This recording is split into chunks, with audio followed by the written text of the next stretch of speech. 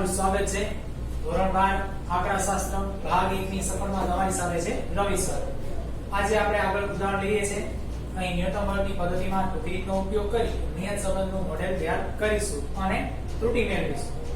રીતમાં કોઈ ખાસ નવીનતા નથી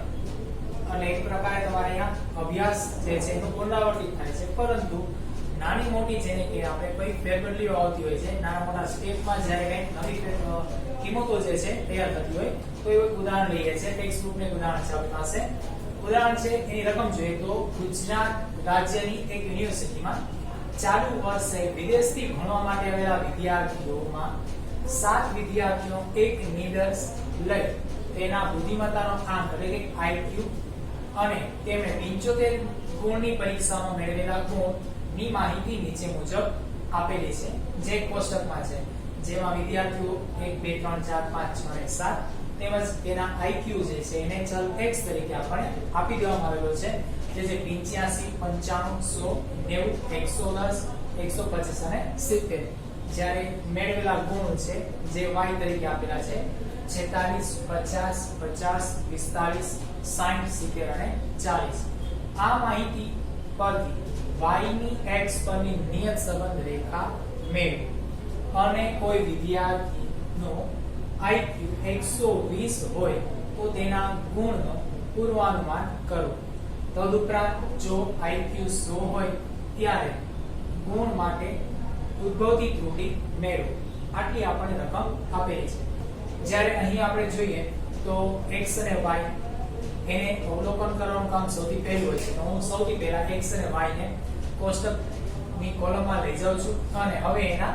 અવલોકિત અંકો જે આપેલા છે એટલે કિંમતો આપેલી છે એનું અવલોકન લઉં છું। તો મારી પાસે x અને y જે છે એની કિંમતો અનુક્રમે લઉં તો 85 95 100 90 110 125 અને 70। જ્યારે y માં 46 50 50 45 60 70 અને 40 એવું આપેલું છે। સામાન્ય રીતે પહેલી દ્રષ્ટિએ જોતા જ આંકડાઓ મોટા જણાય છે, ભલે ખૂબ જ મોટા નથી પરંતુ મોટા તો છે જ,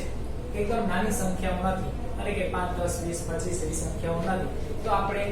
પહેલી રીત અને બીજી રીતનો ઉપયોગ ટાળીશું, આપણે સીધી ટૂંકી રીતનો ઉપયોગ જ અપનાવીશું। અહીં મધ્યક પણ ચકાસી લઈએ તો પહેલા x અને y નો સરવાળો જે છે આપણે લઈએ તો 675 અને 361 અનુક્રમે મળે છે। મધ્યક લઈએ તો x બાર અને y બાર, જેમાં સૂત્રમાં સિગ્મા x છેદમાં n માં કિંમત લઈએ તો 675 ભાગ્યા 7 એટલે 96.43, તો એ અપૂર્ણાંક આવે છે। સિગ્મા y છેદમાં n બરાબર y બાર થાય તો 361 ભાગ્યા 7 51.57 આવે છે। બંને મધ્ય અપૂર્ણાંક આવ્યા, તો મધ્યક અપૂર્ણાંક કિંમતો મોટી અને વિસ્તાર પણ થોડો મોટો જણાય છે અવલોકન। તેથી આપણે અહીં ટૂંકી રીત u વાળી રીતનો ઉપયોગ કરીએ છીએ, કારણ એ જ છે ગણતરી સરળ બને। તો હવે આગળ બાકીની કોલમો તૈયાર કરીએ ત્યારે uv પરિવર્તિત ચલ આપણે તૈયાર કરીએ છીએ, તો અહીં x - a છેદમાં cx નો ઉપયોગ અને v બરાબર y - b છેદમાં cy નો ઉપયોગ લઈ શકાય છે। તો u માટે હું અહીં x - a એની જગ્યાએ હું 55 ની ધારણા કરું છું અને જ્યાં cx એ હું બધામાં 5 લઈ શકું છું, કારણ છે એકમો 0 અને 5 મને દેખાય છે ચલ x ના અવલોકનમાં, હું બધાને 5 વડે ભાગી શકું છું, તેથી cx હું 5 લઉં છું। જ્યારે cy માટે જઈએ તો y - b છેદમાં cy લઈએ છે ત્યારે y - b માં b હું y માંથી 50 ધારી લઉં છું, એટલે કે લઈ લઉં છું, પરંતુ હવે 50 એ બાકીની કિંમતોથી ખૂબ જ નજીક છે, તમારે cy ની કોઈ કિંમત ધારવાની આવશ્યકતા નથી, એટલે કે હું cy નો ઉપયોગ નહીં કરું, ફક્ત એની જગ્યાએ 1 લઈ લઈશ તો એ ચાલશે, થઈ શકે। આગળ જોઈએ u તૈયાર કરીએ ત્યારે x - 55 ભાગ્યા 5 છે, એટલે 85 - 55 ભાગ્યા 5 95 - 55 ભાગ્યા 5, આ રીતે ક્રમશઃ ગણતરી કરીએ તો આપણને u માં -2 0 1 -1 3 6 અને -5 મળે છે। જ્યારે સિગ્મા u 2 તૈયાર થાય છે, તે રીતે v તૈયાર કરીએ તો હવે અહીંયા y - 50 જ હશે, સિવાય આપણે લીધેલા નથી। તો અહીં 46 - 50 50 - 50 તે રીતે ક્રમશઃ બાકીની કિંમતોમાં આવી ગણતરી લઈએ તો -4 0 0 -5 10 20 અને -10 કિંમત તૈયાર થાય છે। v ની કિંમતનો સરવાળો આપણે સિગ્મા v 11 મળે છે। હવે આગળ uv એટલે કે u અને v ની કોલમ તૈયાર કરીએ તો u અને v ની કિંમતોનો ગુણાકાર થશે, જ્યાં -2 ગુણ્યા -4 8, તો માઈનસ માઈનસ પ્લસ એ ખાસ ધ્યાનમાં લો। 0 ગુણ્યા 0 1 1 ગુણ્યા 0 એટલે કે -1 ગુણ્યા -5 આ રીતે કિંમતોનો અનુક્રમે જ્યારે ગુણાકાર લઈએ તો uv તૈયાર થાય છે 8 0 0 5 30 120 અને 50 જેનો સરવાળો સિગ્મા uv 200 કે મળે છે હવે u2 તૈયાર કરીએ છીએ યાદ રાખશે v2 ની આવશ્યકતા નથી તો u2 માટે u ની કિંમતોનો વર્ગ કરી નાખવામાં આવે છે -2 ને વર્ગ 1 ને વર્ગ -1 ને વર્ગ એ રીતે ક્રમશઃ બાકીની કિંમતોને વર્ગ લઈએ તો u વર્ગ તૈયાર થાય છે 4 0 1 1 9 36 અને 25 જ્યારે સિગ્મા u વર્ગ આવે છે 76 તો આ રીતે કોષ્ટક રચના તૈયાર છે અને અહીં q એ આપણો કારણ ચલ છે જે આધાર આપે છે એના માટે u2 ની કોલમ તૈયાર કરેલી છે હવે કોષ્ટકની જે આ તૈયાર થયેલી કિંમતો છે એને આપણે ગણતરી માટે આપણે સૂત્રમાં લઈ જઈએ છીએ તો અહીં y ની x પરની નિયત સંબંધ રેખા તૈયાર કરતા એવું આપણે વાક્ય રચનાથી જણાવી દઈએ છીએ હવે આગળ yk બરાબર a plus bx જે આપણો નિયત સંબંધનું મોડેલ છે એ લખ્યું અને એમાંથી આપણે a અને b જે છે તૈયાર કરીએ છીએ તો b મેળવવા માટે નિયત સંબંધના બનાવવા માટે આપણે b નું સૂત્ર લઈએ u વાળી રીત છે તો n sigma ub minus sigma u ગુણ્યા સિગ્મા v છેદમાં n sigma u square minus sigma u આખા કૌંસને સ્ક્વેર આવે છે અહીં ગુણ્યા cy છેદમાં cx કમ્પલસરી છે ફરજિયાત બને છે સહસંબંધ વખતે આ સૂત્રની આવશ્યકતા નથી ત્યારે આ સૂત્રમાં cy ના છેદમાં cx મૂકવાનું પણ નથી અહીં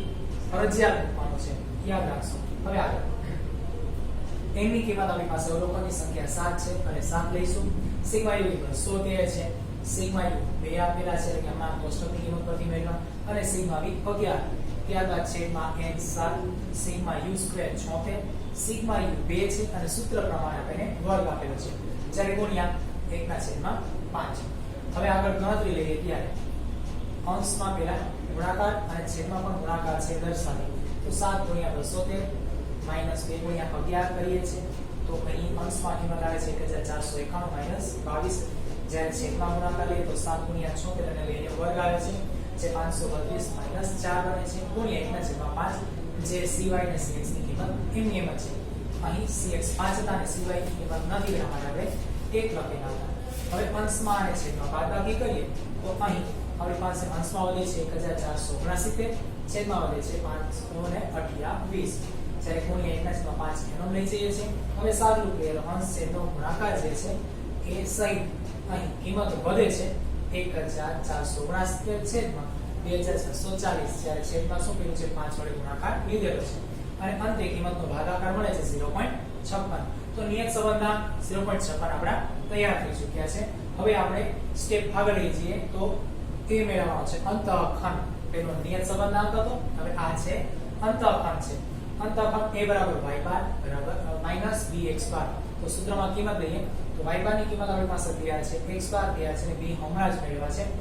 જ્યારે x બાર હતા 6.43 અને y બાર હતા 51.57 જે કિંમત લઈ આવીએ તો 51.57 માઈનસ 0.56 ગુણ્યા 6.43 અહીં સાદું આવે છે -2.43 એની કિંમત -2.43 મળેલી છે તો હવે નિયત સંબંધ મોડેલમાં આપણે એને લઈ જઈએ તો નિયત સંબંધ મોડેલ યાદ કરાવો yk બરાબર a bx જ્યાં a આપણે મૂકીશું -2.43 અને b મૂકીએ છે 0.56 પ્લસ તેથી મોડેલ થશે yk બરાબર -2.43 0.56 x હવે આગળ આપણે કિંમતોનું અનુમાન પૂછેલું એક તો 120 માટે અને એક તો 100 માટે ઉપરાંત ત્રુટિ તો હવે આપણે અહીં x ની કિંમત લઈએ 120 જો અહીં iq 120 હોય તો x ના સ્થાને આપણે 120 મૂકીને ગણતરી લઈએ છીએ મોડેલમાં છે yk બરાબર -2.43 0.56 ગુણ્યા x ના સ્થાને હું મૂકી દઉં છું અત્યારે 120 તો અહીં સાદું લેતા આપણે 64.77 ગુણ મળે છે તો અહીં એવું કહી શકીએ આપણે કે જો કોઈ વિદ્યાર્થીનો IQ 120 હોય તો એને 75 ગુણની પરીક્ષામાં 64.77 ગુણ પ્રાપ્ત થશે અને ગુણ છે તો આપણે એને રાઉન્ડ ફિગર લેતા હોઈએ છીએ તો અહીં 65 ગુણ પ્રાપ્ત કરશે એવું આપણે પૂર્વાનુમાન લઈ શકીએ છીએ હવે છેલ્લું આગળ જઈએ તો x બરાબર 100 હોય ત્યારે એટલે કે 100 IQ હોય તો પેલા પૂર્વાનુમાન લઈએ અને ત્રુટિ મળશે તો x બરાબર 100 મૂકીએ છીએ તો -2.43 0.56 ગુણ્યા x ના સ્થાને 100 સાદુરૂપ મળે છે 53.57 ગુણ હવે આ 53.57 ગુણ જે મળ્યા છે તે આપણે અત્યારે એમ રાખીએ એને રાઉન્ડ ફિગર નહીં કરીએ, કારણ છે આપણે ત્રુટી શોધવાની છે. ત્રુટી વખતે આપણે બને એટલા દશાંશ ચિહ્નની નજીક જવાની કોશિશ કરવાની, એટલે કે દશાંશ ચિહ્નના મૂલ્યની વધારે નજીક જવાની. તો અહીં હવે 53.57 ગુણ જે છે એના માટે સૌપ્રથમ આપણે કોષ્ટકમાં જઈ અને 100 જે છે એની સામે અવલોકનની પ્યોર એટલે કે આપેલી કિંમત કેટલી હતી એ જોઈએ. જ્યારે કોષ્ટકમાં કોઈ વ્યક્તિનો IQ 100 છે ત્યારે એના માટે એને મેળવેલા ગુણ y 50 છે. કોષ્ટકમાં આપણે દેખાય છે, બરોબર છે. 100 ની સામેની કિંમત 50 અને આપણને અહીં અનુમાન મળ્યું 53.57. તો 50 અને 53.57 સંખ્યાને વાંચીએ તો ખ્યાલ આવે છે કે અહીંયા બેમાં તફાવત રહેલો છે. એટલા માટે અહીં ત્રુટી છે તો જોઈએ. ત્રુટી માટે સૂત્ર છે એરર E બરાબર y માઈનસ yk. અહીં y એ આપેલી અવલોકિત કિંમત અને yk એ આપણે કરેલું અનુમાન પૂર્વાનુમાનિત કિંમત. તો અહીં y માઈનસ yk એટલે 50 માઈનસ 53.57 બરાબર માઈનસ 3.57 ગુણ. તો અહીં માઈનસ 3.57 ગુણની ત્રુટી રહેલી છે. તો આ રીતનો ઉપયોગ કરી તમે સ્વઅધ્યયન કરી અને દાખલા જે છે એને પરિપક્વ રીતે યાદ રાખી શકો છો. હવે આગળ આપણે બીજી રીતોમાં જશે આવનારા લેક્ચરોમાં. ધન્યવાદ. Have a good day.